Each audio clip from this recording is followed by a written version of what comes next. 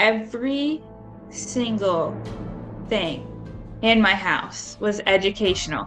My mom spent hours researching good books for us, which I then devoured. Um, and my mom spent hours researching games for us that were educational. And we had educational computer games and educational TV shows. Like we watched Magic School Bus, we watched Sesame Street before it went wild. We watched, Reading Rainbow and Zoom. Stay tuned for the show. Poets at War is sponsored by the following. Hello, I'm Sarah Levesque, Editor-in-Chief of Logo Sophia magazine. I would like to invite you to explore our Pilgrim's Journal of Life, Love, and Literature, both in visual format and in podcast format. Our goal is to help bridge the gaps between different Christian denominations and traditions. Please visit our website at logosophiamag.com to read or listen to stories, articles, poetry, and more, all for free. We look forward to journeying with you.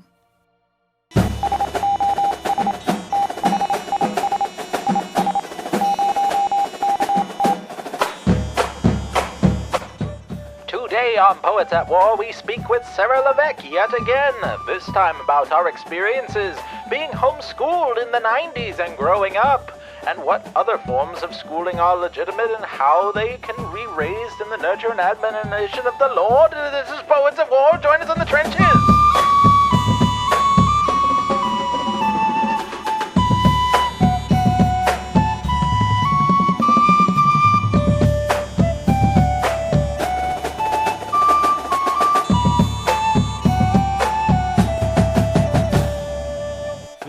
But you wanted to come back on to talk about education. I'm sure that you kind of have an angle to go with on this, considering the Joffrey. You were especially saying considering Joffrey Swait's interview on Poets at War and all that kind of stuff. And so, honestly, that was so long ago. I don't remember what he said, but there was something that set me off.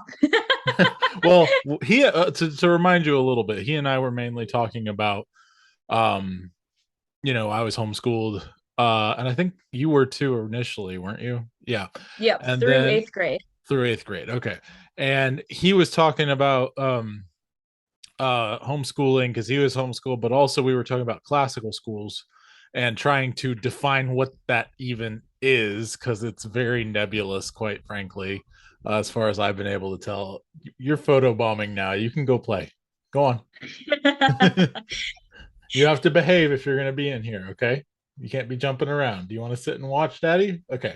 You can sit down there. That's fine. Okay. But yeah, so that's kind of what we were talking about. Does that bring back to your mind a little bit of what you were thinking of? A little bit. I don't remember I believe I remember disagreeing with something he said, and I have no idea anymore what that was. But well, if you that's think what of it made during me this text time, bring you. it up. Yeah, I remember I was washing windows and I was catching up on all of the Poets at War while I was washing windows. And I stopped. I stopped what I was doing. I picked up my phone and I sent you a text Oh saying yeah. something like, "We need to do one about homeschooling because something." I don't remember. But Well, that was like, way back in yeah. June, and it's August now. So Yeah. Well, I'm sure, if we keep talking about homeschooling, it might come to you, considering, the discussion that we were having. Joffrey's coming from a position where he teaches in some higher grades and things like that and does mhm. some other things at Kepler, which they're pretty unique in what they do too. But that's a whole other thing. They're he comes from being raised in a half Brazilian family, and they were homeschooled way early on, and there's all kinds of Mhm. other stuff going on with that. But like, yeah, it was a fun. I hope you at least enjoyed the interview, even if you disagreed with something. Oh, I've enjoyed all of the ones I've listened to. I've gotten a little behind, but Yeah. Well, we got yesterday I talked with Jason Farley about the Celtic Church, the early Celtic Church. ooh, So that's it interesting. was wonderful. That was why I posted in the Brood just a few minutes ago. I think you saw it. The St. Bridget's prayer for a lake of beer. Ah, I saw So it and I was like, I don't have time to read this right now. yeah, it was really cool. And the way he brought it up and the context in which he brought it up was wonderful. She was an old Celtic church lady and whatever else, but I digress. The So education. What do you want to talk about with Christian education? Do we want to talk about school, like traditional schooling versus homeschooling versus co-ops versus like what tickles your fancy to speak on while we still continue to try and figure out what it was with Joffrey? Well, I'd love to hear about how you were homeschooled, and I'd like to talk a little bit about how I was homeschooled. And now that we're talking, I think he said something about unschooling that's what set me off. Okay. Yeah. Well, I'll just start where I am, and then I might very briefly touch on what I see unschooling as too, because that's a whole other. Mhm. It is, but it isn't a whole other thing. Yes. And the definitions have changed over the years. The I was raised by my mom in homeschooling mainly. My dad helped with what he wanted to help with. Occasionally, he would go, "Okay, we're going to do a class on this," and he would do Hmm. music appreciation. He'd do extra specific PE for things like baseball and self defense. Random things of that nature. He Music appreciation was a big thing though, but the point um uh of the schooling itself was almost always, even from a very early age, I want you to do X amount of work and I want you to do it at whatever pace you decide, Hmm. as long as it is done by X deadline. Right. And that is probably that combined with my aunt's teaching, which she taught me the higher grades that my mom felt like she couldn't, because she was a professional teacher. She passed away this past year. But she was professional special needs teacher that also did other, higher grades and higher maths and things of that nature. So my aunt taught me in the higher grades how to research and learn on my own. And that's Okay. that's probably those two things combined. I honestly could sum up my entire education in those two things. Hmm. Learn how to meet a deadline and learn how to figure out the answers for yourself. There you go. I did learn a lot of other stuff, obviously, but all of that was not near as consequential to, I wouldn't have learned the other stuff if I hadn't learned that. You know what I'm saying? So, Yeah. basically, my computer is wanting to restart. I need to tell it no. So, well, if dialogue window pops up, there it is. But so that's kind of the way I was taught. It wasn't unschooling by any stretch. We had, although some people would consider unschooling that now. Uh-huh. I did a fair amount of what do you call it? A fair amount of outsourced things in the later stages, some science stuff, some math stuff that my mom didn't know as well. Hmm. One of the things that was really beneficial, and I talked about this with Jason the other night, because of my dyslexia, which I've talked to you and the guests about, or Yep. the listeners about many times, because of that, I was able to keep going in and push into the other areas, as it took me a while to um do the what's it called, what's the term, basically up until about third grade I wasn't really reading at comprehension level. Yeah. And the reason was not because I could not read. I actually Hmm. learned reading at the proper time. It was astigmatism plus the audio dyslexia thing.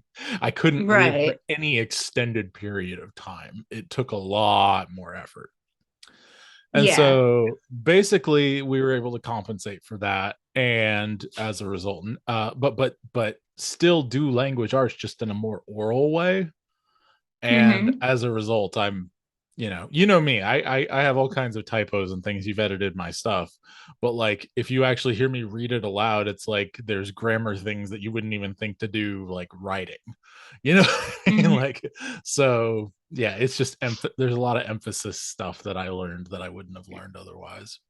So yeah. And to be fair, I have edited for people who were English majors and Oh yeah. they also have issues. So it's not just you. Oh yeah, I know. Hans Christian Andersen, I seriously think that he had the exact same form of dyslexia I did, based upon all the stuff that I read about him and the issues that he had, particularly because he could not. He tried his entire life to write a novel, and I think he completed one or two, and they were horribly panned. Um, all of his children's stories, however, obviously legendary because he wasn't Yeah. constrained by it has to be this long. He has to have all this extra detail, all the expectations that come along with 19th century uh, novel writing, Um, Hmm. so storytelling is so different than like novel writing. Like it really is. You have to be a great storyteller to be a great novel writer, but you don't have to be a great novel writer to be a great storyteller by any stretch. So Right? yep. But yeah, so tell me, I guess unschooling I'll briefly touch on, and then I want to hear about you and your education and the differences. The way I see it is this: unschooling back in my day basically meant that we don't do any organized schooling, and I play outside all day and I read books and I do whatever. And Hmm. that's how I learn. I'm meeting a lot of people now who are basically saying that unschooling means I don't go to a co-op. I actually homeschool. Oh, interesting. And I think that's partially regional because the South we're very traditional people. Uh-huh. And as a result, homeschooling has become what people call co-op, Right. and unschooling is what people actually call homeschooling now. So it's this weird, yeah. Interesting. So there's that. But that's like I said, it might be regional. I don't know. I don't know if that's been your experience, but I've seen that. I mean, there's definitely, so in my area, there's a huge homeschooling community. Hmm. And my mom was the founder of our local homeschool group. My So, mom and my aunt, but uh, yes. yeah. I mean, there was another one, but when we moved when I was young, and there wasn't a group in our immediate area, my mom's like, I'm not shuttling you all the way down there. So, Right. so she started a group, and it's still flourishing today, which is fantastic.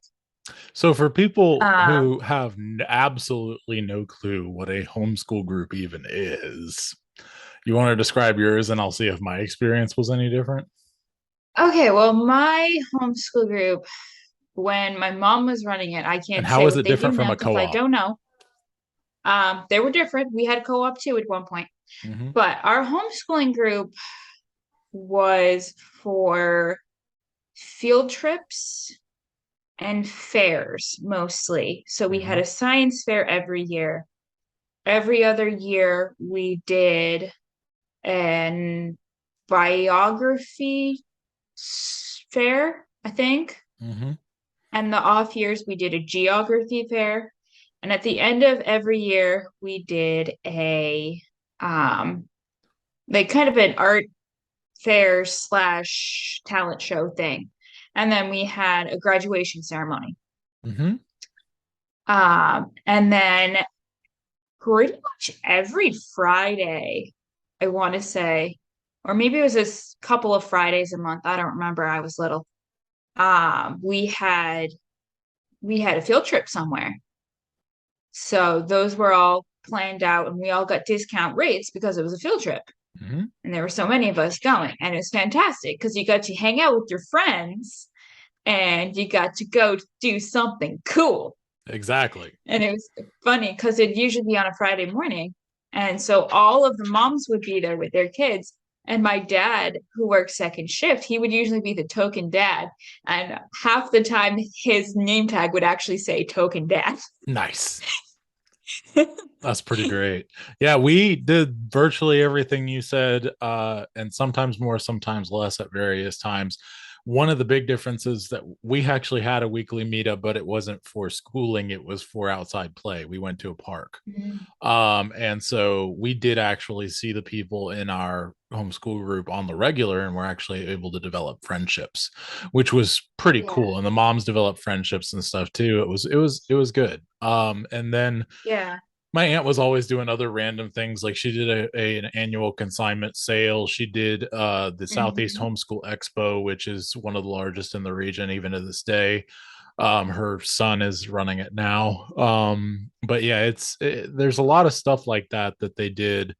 But it's it's one of those things. It's different from a co-op because a co-op is specifically people gathering together to do school, is what I find. Right. And sure, field Which we trips did are a that part too. of school, but they're also vacation. You know what I mean? Like Hmm. it's field trips are their own weird little thing. So that's how I Yeah. would define those as different. We also had, in the winter time, we would find a gymnasium and we would have homeschool gym. Yep. And then once a year, maybe twice a year, I don't remember, there was a big curriculum swap. Mm-hmm.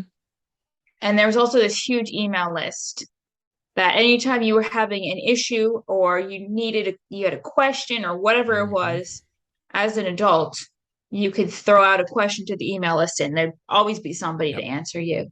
Yep. And Or that's a you'd be big like, part of what, hey, yeah. I'm beyond what I understand in the math book, and he wants to go further. So, does anyone want a tutor?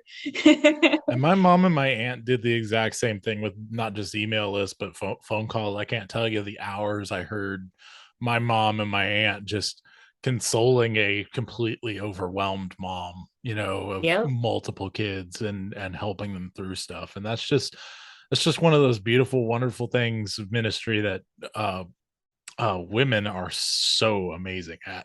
You know what I mean? Like when they set their mind to really being that sympathetic ear and helping people really, build Hmm. build up a community like that, is just gorgeous and beautiful, and I love it. I saw so much incredible strength in my mom and my two aunts, in that kind of thing. And even to this day, occasionally they get rung up about something. Hmm. But you know I guess now, it's funny. I'll go into this first, since now we both talked to Phil Lawler. And I am going to be getting him back on soon too. Nice. We're going to be talking about serial storytelling, so that's going to be interesting. Hmm. But the uh I recently heard a Lost Odyssey episode on the app that was you go to school where? It's one of their very early ones.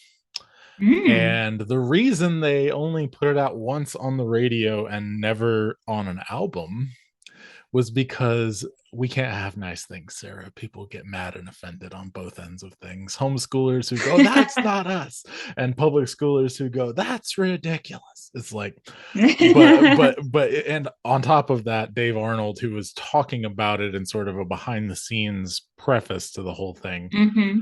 basically said, and I think he's honestly full of it a little bit. He said that Phil didn't have a lot of experience with homeschoolers or homeschooling, so that they think that was one of the reasons why that it didn't Hmm. do so well. But I listened to the episode, Sarah, and it was not great, but it was early Odyssey typical. Basically it was the two girls were going to do a swap of their schools because they both had grass is greener syndrome, Uh-huh. and they didn't do a and I thought this was actually a strength of the episode. They didn't do oh my gosh, I want to go back to my thing is all, you're always gonna, you should just stick with what you have. He actually did pulled a both girls saw the strengths and the weaknesses in both sides, and were Nice. both really fascinated by it. Now, To be fair, he didn't touch on a lot of the seriously negative things about both sides, such Mm. as the libertarian autonomy that can be abused in homeschooling, or the ridiculous, shootings and everything else that can happen and does happen in public schools. Right? He didn't go to those depths, Uh-huh. but he didn't have to. It's a kid show, whatever. Like, but Right. so I guess with that as kind of a frame, not just talking about public school, homeschool, those were two ends of a spectrum. Now there's even further with unschooling and whatever else, like, and then there's like Montessori and all kinds of other things.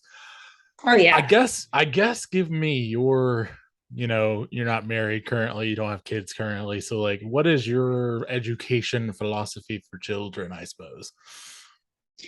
Well, And how is it developed? a lot of it's based on what my mom did with us when we were little. Um, so when we were kids, every single thing in my house was educational. Mm-hmm. Um, except for, a couple odds and ends like my dad's tapes that were motorbike racing and whatever. But my mom spent hours researching good books for us, which I then devoured. Um, and my mom spent hours researching games for us that were educational. And we had educational computer games and educational TV shows. Like we watched Magic School Bus, we watched Sesame Street before it went wild. We watched, Reading Rainbow and Zoom. But it was very, I don't want to say, I mean, I just made it sound like we had a lot of screen time, but we didn't. We had, Screen time's not an hour necessarily a bad, day. Sarah. Come on now. We we had an hour a day of TV and 20 minutes on the computer. Mm-hmm. And we also had like typing programs, and we had uh all this stuff, and we would play. Yeah. We would play and we would learn. Mm-hmm.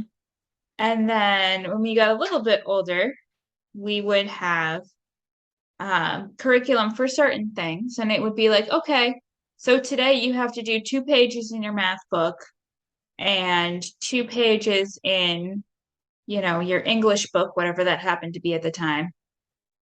And then maybe a page of logic or whatever. Okay. So we had mind benders, and those were awesome. Yeah. And usually that's what it was. It was usually some sort of math, some sort of English, and one other thing. You mean And you they would do 2 to actually 3 taught pages of logic each. in your school? Yeah. Professor Kirk. Yeah, we had Anyway. mind benders. They were fantastic. Mm-hmm. And then I remember around like 4th grade, I think I had 2 English books because I had Editor in Chief, where you found all the grammar and punctuation mistakes and you marked those out. And I had sentence diagramming book, and those 2 things were like the coolest ever.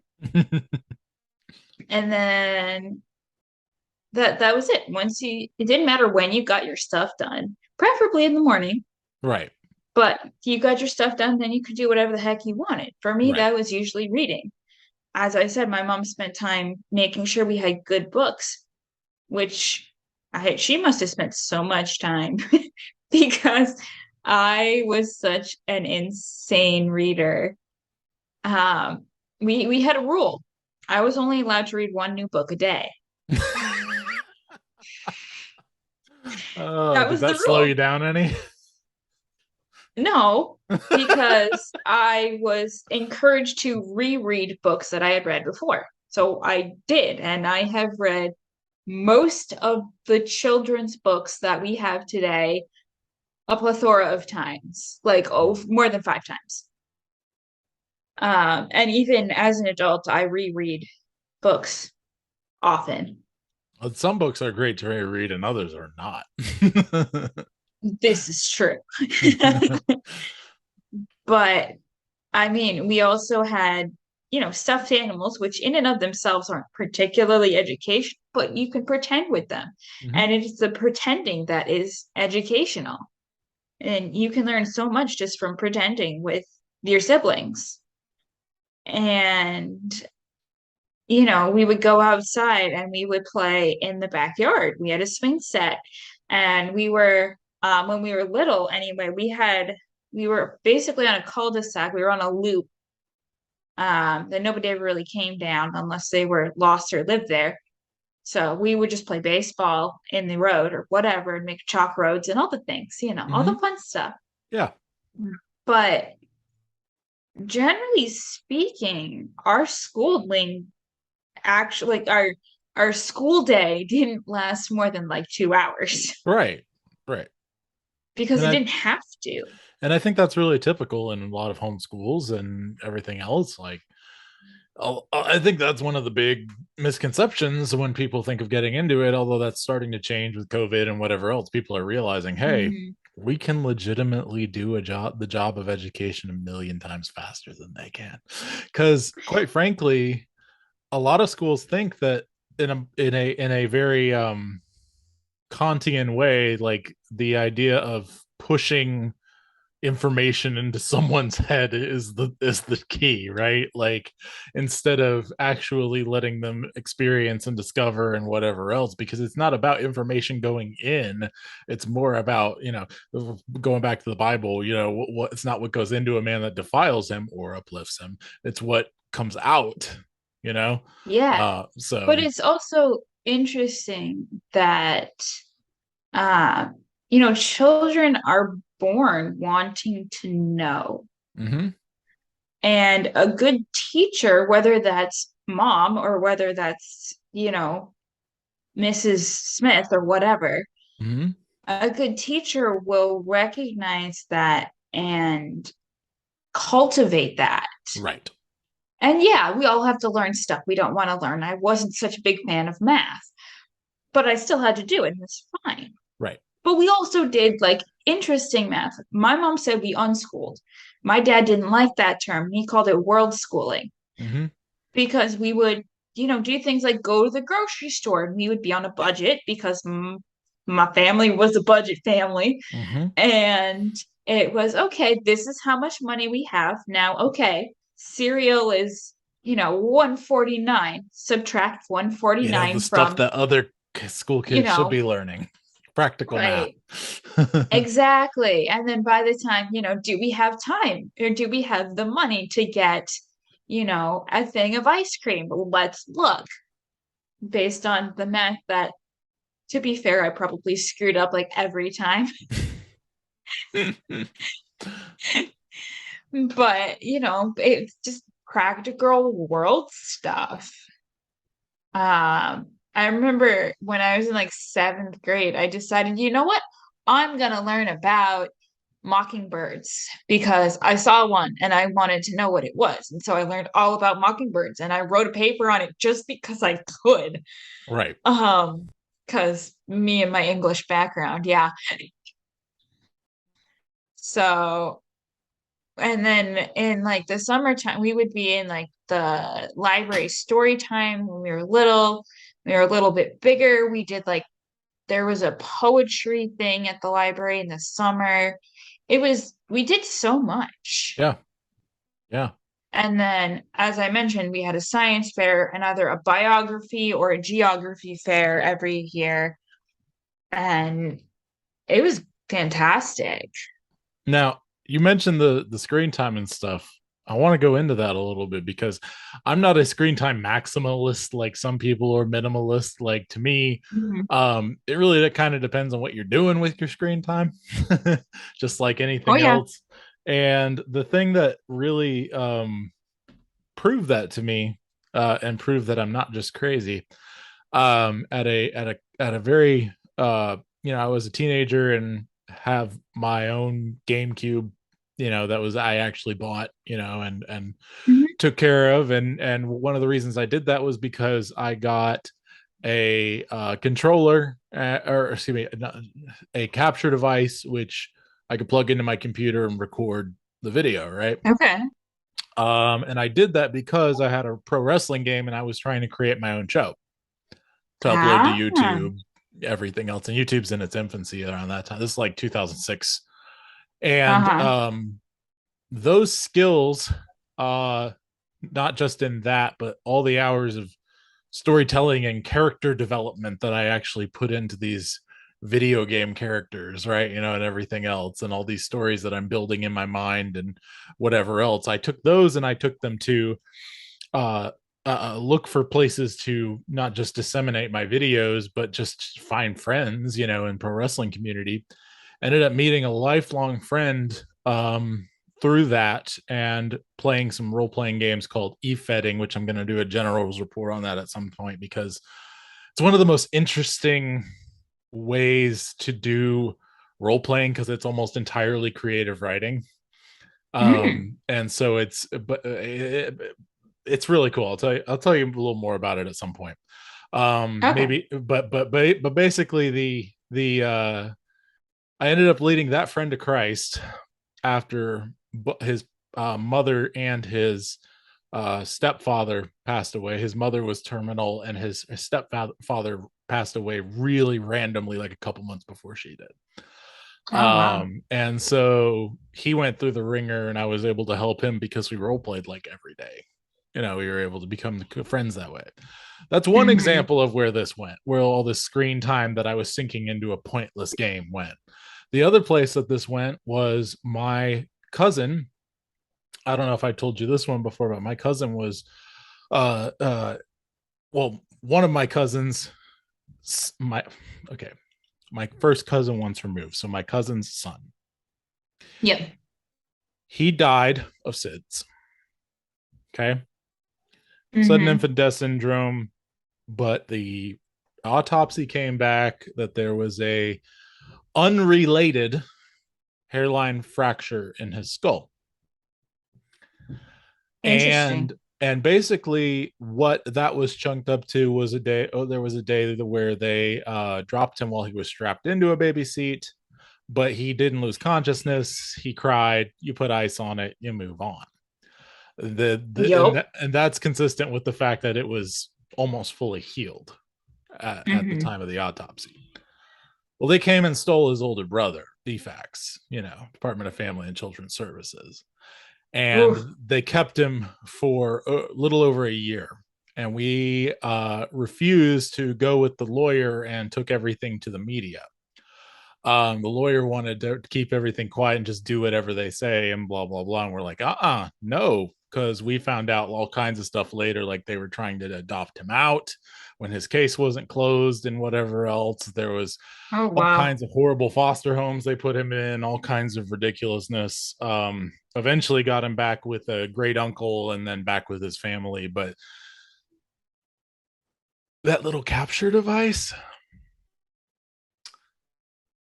we recorded VHS tapes of the news broadcasts, the local news broadcasts, anyone who would cover it. And we put it on a website and we put a timeline of information on the website, all the information that we could possibly give, and kept doing, you know, immediate updates. This is back in 2006. This wasn't as Mm-hmm. easy as it is today, right? Right. And so this is before Twitter was really a big thing. This was before, you know, a Mm-hmm. lot of this kind of stuff. And so basically, like, I was told by his grandfather, the boy's grandfather, the one who's not related to me, Mm-hmm. um, at his welcome at Jackson's welcome home celebration, the boy who was taken, right? I was told this wouldn't have happened without you, right? All because I used my own money to buy a stupid game machine and a recorder to make Yep. wrestling shows, right? Mm-hmm. And this is my point. Like, even if you don't see your son or daughter getting a whole lot out of Minecraft or Right. this, that, or the other, you don't know the ends of all things. And it, Absolutely. and if your child is, as long as your child is not exhibiting obvious signs of addiction, such as like being angry when it's time to stop, Yup. you should let them play their stupid games because those stupid games might save your life. you know? I mean, I am a fan of having a time limit, but yeah. Sure, yeah. No, and I'm Um, okay with the time limit, but I do think that they should be increased over time and not decreased as long as good behavior is increasing. yeah, I mean, when I was, how old was I? I don't know, probably 10-ish. Mm-hmm. Um, I got to do a whole project on I don't know what got me started into this, but to rewind a little bit, we were expected to keep a book log Mm-hmm. of the books that we read, and we kept it on Microsoft Excel. And we had a column for the series, a column for the title, column for the author. Mm-hmm. And I think that was about it for most of the time. After a while, I added a column of who did the book belong to? Was it ours? Was it the library's? Did we borrow it from our friends? Mm-hmm. That that kind of a thing. And then when I was 10, for whatever reason, because kids get obsessed with random things, I decided I was going to make a Word document and write out the alphabet in every single font just to see what they all looked like. Yeah. And it took me a long time Mm-hmm. because even back in, 2004, there were a lot of fonts. Well, yeah. I mean, and yeah, obviously, even And then, you weren't doing all the fonts. You're doing all the fonts on that computer, right? right. Right. Yeah. I didn't know there were more fonts than that at that time. I was 10. Um, but that ended up being useful now and again for my mom would do something with my mom would be helping out with a retreat. Be like, Mm-hmm. oh, I need a nice font for this. And I'd be like, Mm-hmm. oh, I have one for you. Right. Exactly. Mm-hmm. Yep. And even much later, when my older brother turned 18, or maybe he was 19 at that point, he decided to get a tattoo. He's like, I need a good font for the word honor. And I was like, okay. Some kind of black And letter, right? then I realized that what he wanted it for, and I was really mad at him for a while. I got over that. But at the time, I was very against tattoos for my own reasons. And I mean, there's a I was verse, but it's, says for the dead. So there's two ways to really look at It's it. also in Leviticus, which most of Leviticus is no longer I wouldn't say most, but I'd say legitimate. I'd say there's a lot of Leviticus that is no longer Well, there's like applicable. three different types of the law, right? There's the law that Right, keeps the Jewish people set apart from the right, the pagans around them. There's the moral law, which of course never changes. And then there's like the sacrificial laws, like all the sheep that you have to right. So sacrifice. here's the thing. Like, you're constantly asking me, what are these weird Protestant, particularly Presbyterian, Westminsterian terms that you're throwing out at me, Joshua? Because I use a lot of big ones. This is me taking a second to educate you on this one, theonomy. It's a big bad Okay. word to a lot of people in certain circles because they immediately assume Rule you're of some kind of God? theonomy is the rule of theocracy is rule by God. Oh, okay. Theonomy, namos is word, or it's law. Namos, law, right? Okay. So theonomy is rule by God's law. Okay. And so the that's literally what it means. You're smart to think of that because a lot of people hear the term and they think it's immediately bad because of what they hear it means. And there are certain theonomists who would go super far with the application, but the point overall is the statement that anything that Christ was the thing that changed the Old Testament as the way to be saved to the new, Mm-hmm. right? But it's a thing where Christ did not, like he said, I came to fulfill the law, not to abrogate it, Mm-hmm. et cetera, right? So Yeah, yeah. what he fulfilled is any right that had to do with blood or purity, pretty much across the board, right? Okay. And so Interesting. all of that is in Christ because he is our perfect sacrifice. He is the Mm-hmm. atonement now. So he didn't Yeah. even so that part of the system is done, but like you were saying, moral laws, et cetera, those are actually applicable to the entirety of humanity now because of Mm-hmm. the fact that he is the Melchizedekian priest. He's not just the Jewish priest.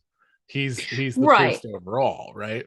And Well, so plus God doesn't change. right. Exactly. God doesn't change. And see, you know this stuff, but like there's a lot of Protestants who will hear that and they'll immediately go to wow, you're being Judaizers, right? Mm, Because you want to keep all this Old Testament law when all we have is Christ, blah blah blah blah blah. And it's like you don't really read what Christ was actually saying yeah. he was here to establish. As for Catholics, we take Right. those three categories and say, yeah, God said that we obviously don't have to sacrifice sheep anymore. We got Jesus. Right. And all those things that we have to, that were to keep us separate from the Gentiles, well, God literally brought the Gentiles in, so we don't need that anymore. But the Right. moral law stays the same. Right.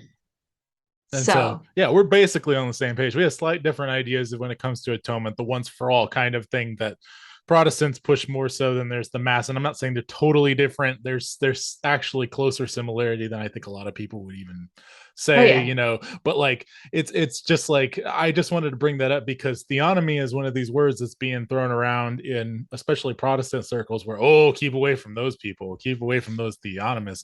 And it's because we actually believe that in a truly godly civil society, there would be the penal system of the Old Testament would apply, but it would take time and it would not be retroactive. You see what I'm saying? And that's the thing people don't get. So, for example, one of the big ones that's constantly thrown at theonomists is, oh, you think that an incorrigible son should be stoned to death, right? Because it talks about an I incorrigible mean, that's son. in the Bible. Right, exactly. It's in the Bible. And so the point is, yeah, but that's after, very clearly after he's gone to the church, he's been excommunicated, he's been done all these sorts of things. If he's not in the church, there's less barriers as part of the protection of the church, part of these other things. So there's a whole Mm-hmm. process. First of all, there's due process. People just throw due processes out the window when you start talking penalties. They're like, what? And then they also think that it would be retroactive. This is something that happens with abortion, right? I believe in a just society that mother who put out the hit, because that's what it is, and the doctor should be tried and if found guilty, convicted of murder, right? Mm-hmm. And this is one of those things that people hear that and they think I'm talking retroactively. No, not at all. We're not going on a witch hunt here, right?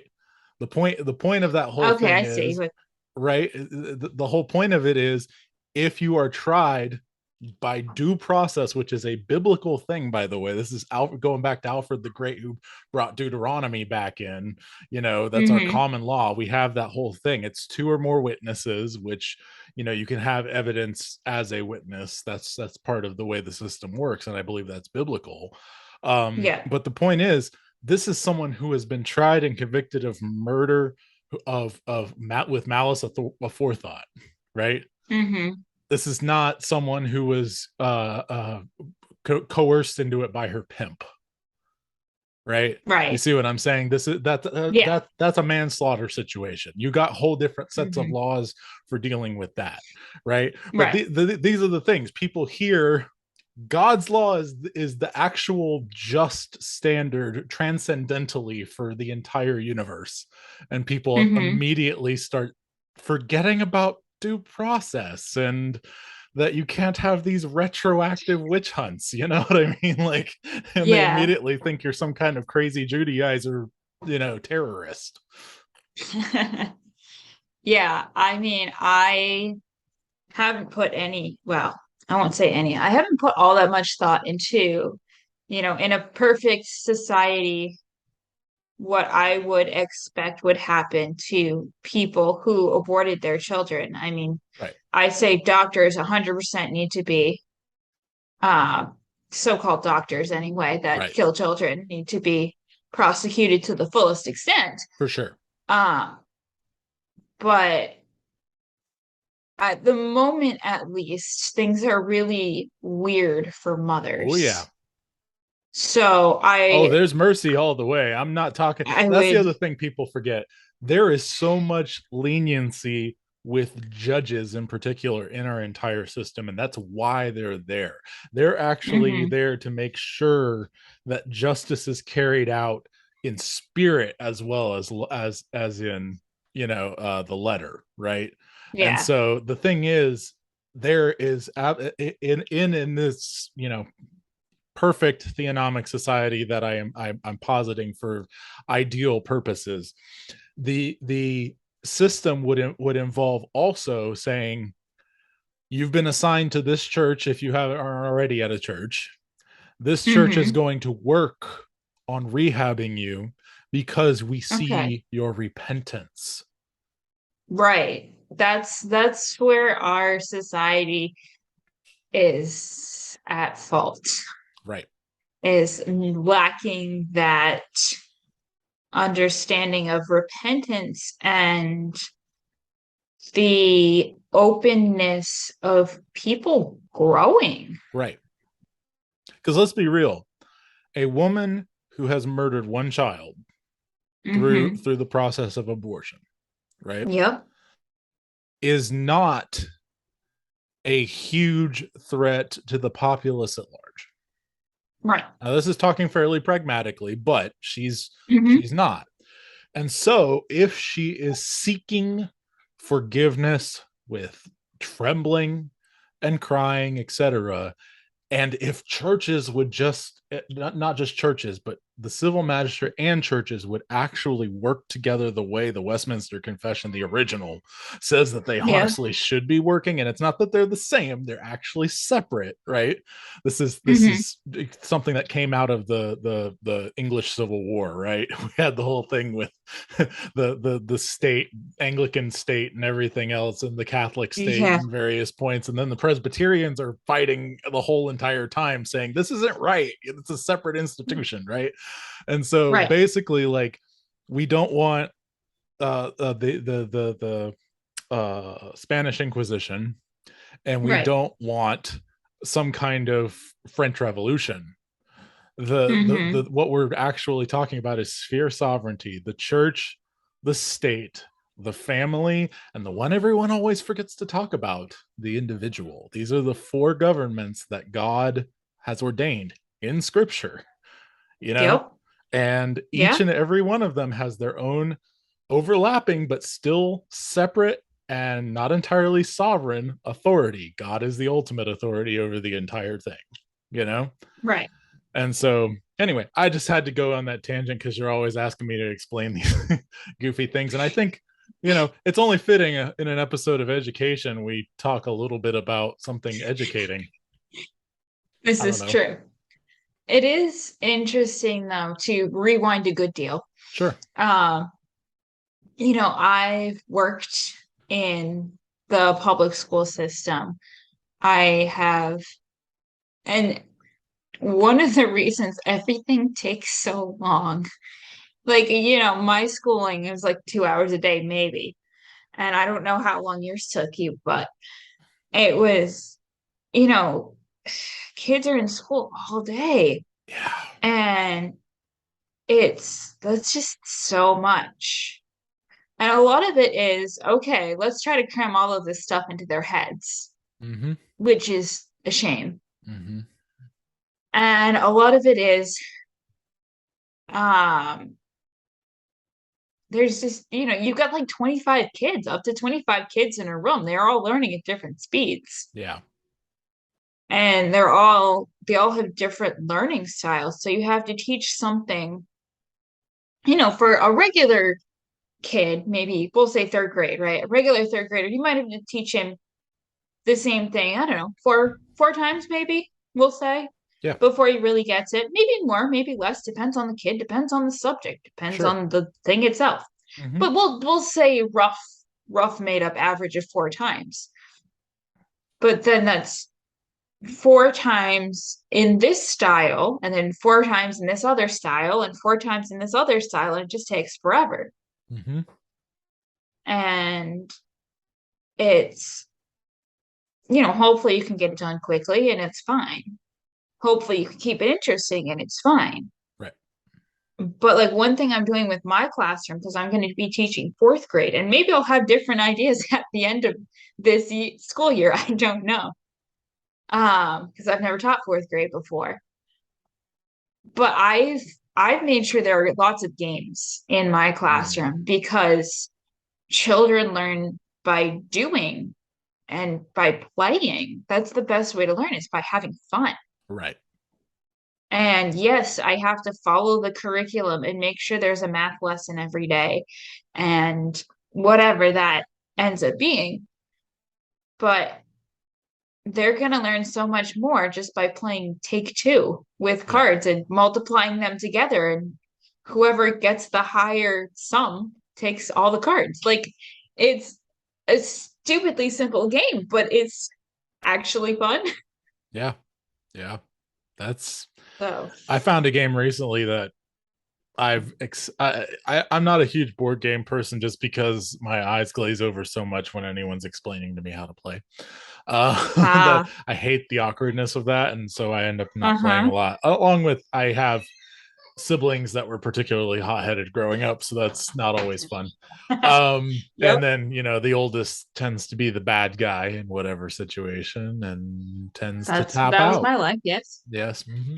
So basically, there's this one I found. I forget the name of it, but basically, there's cards that I'm not going to explain the whole game, but there are these cards that are kind of laid out in a grid, and you have to get your partner. You have a partner to pick up the right cards, and there are wrong cards to pick Oh, up. Right?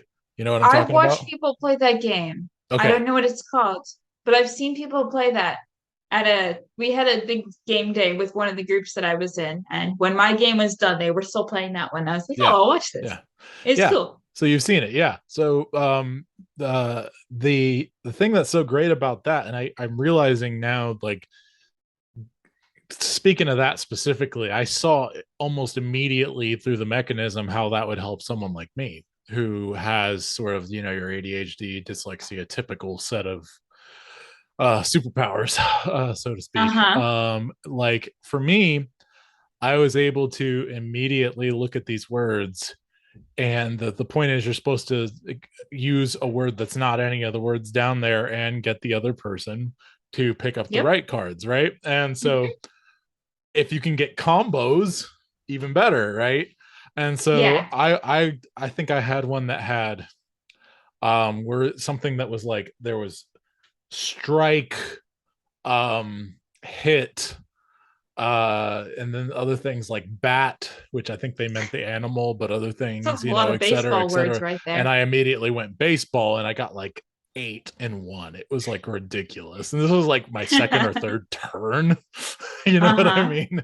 But someone who has all these random connections and tangents in their brain like I do, Hmm. like it's the perfect thing to train someone both who already is good at that and perfect it, and then someone who doesn't think that way, who thinks very linearly, to Yeah. think a little bit more broadly, right? And so Right.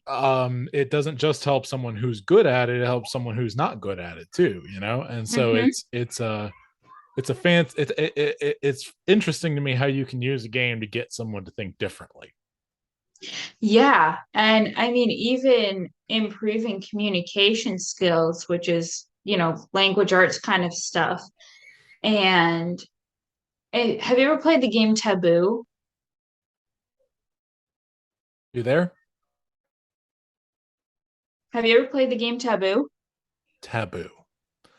um I know Basically, of it, but I haven't ever played it, I don't think. okay, there's basically a word that you're trying to get your teammate to say, and there's a list of words that you cannot say. And you have to basically describe this object or this person without using any of the keywords. So it makes you think and work on your like description skills. Like, how the heck do I describe like the beach without saying ocean or sand or waves or castle? Right. Yeah, totally. Yeah, it's a similar sort of thing. Yeah, I don't know. Like, I'm always thinking in terms of story. Like, love how people can get someone to think differently in terms of a story, but I've never really thought a whole lot of how you can form the mechanics of something like a game. You want to say hi? Casey's entered the studio, y'all. So go ahead, say hi. Just say hi. It's fine. It can be on the show. It's fine. Hey, Casey, how are you? Hello, I'm good. Good. Confiscate a toy because it's causing issues. Peter keeps yelling, "Mine!" and Hazel keeps saying, "No, no, no, no, no." So I had to explain that it really belongs to neither one of them because we borrowed it from somebody. And since it's causing so much trouble, I'm going to give it back. Brilliant. How's your foot? Totally normal. Woohoo! Yay! Yep. It's been crazy lately, but we're gearing up for Fight Laugh Feast conference. Anyone who's listening who's going to be there, I'll be there. And you'll definitely see me and recognize me. So I'd love to get you out there sometime. There aren't enough high church people coming to the Fight Laugh Feast conference. Honestly, I thought about it, and then you sent me the dates. Oh, it's expensive. And I was like, oh, I can't do it this year. Yeah. Because one of my friends who is very high church, he's a monk. Oh, nice. He's coming down that weekend to hang out with the crew that he used to run with before he became a monk. And so we're all so excited to see him, and that's the weekend he's coming. So I'm like, no, well, it's either go to Fight Laugh Feast, which I don't even know if I have like the money to put that together, right? Because I didn't bother looking at any of the expenses. It was the same week, and I was like, I can only do one of these things. So yeah, they provide food for a lot of people. They do a lot of stuff, and they put a lot of production into it. So it's expensive, but it's one of those things that I'd love to see some brood people get going at some point. It'd be a lot of fun to have more story people coming. I'm gonna try to come next year. That sounds fun. I would love that. Yeah, I'll probably have to save up for it, which is fine. If I have an excess and you have an excess, we'll get Ian. Ian Wilson, the three of us can get over there and have a good time. It's usually in Tennessee, so Tennessee. Okay. I mean, heck, I could probably that would be fun to have all three of us there at the same time. Yep, definitely. And the triumvirate of something, I don't know.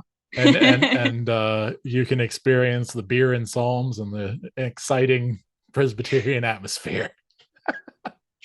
Well, it's a good thing I don't like beer because I can't actually drink. You don't have to have it. They have all the other good stuff too. So, because we have a lot of Baptists who are teetotalers and everything too. I don't know if you are or not, but it's just one of those things. I'm not, but I don't. Beer's not great. Just because there's no reason to. Oh, fair enough. I haven't found. You haven't found anything you like. Yeah, I'm more of a sweet drink kind of person than alcoholic.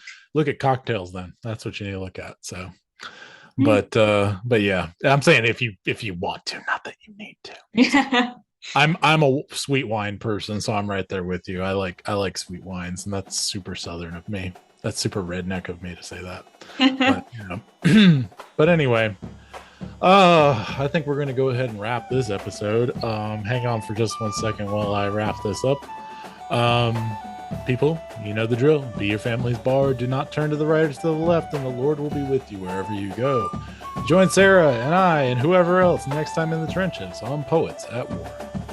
God of songs said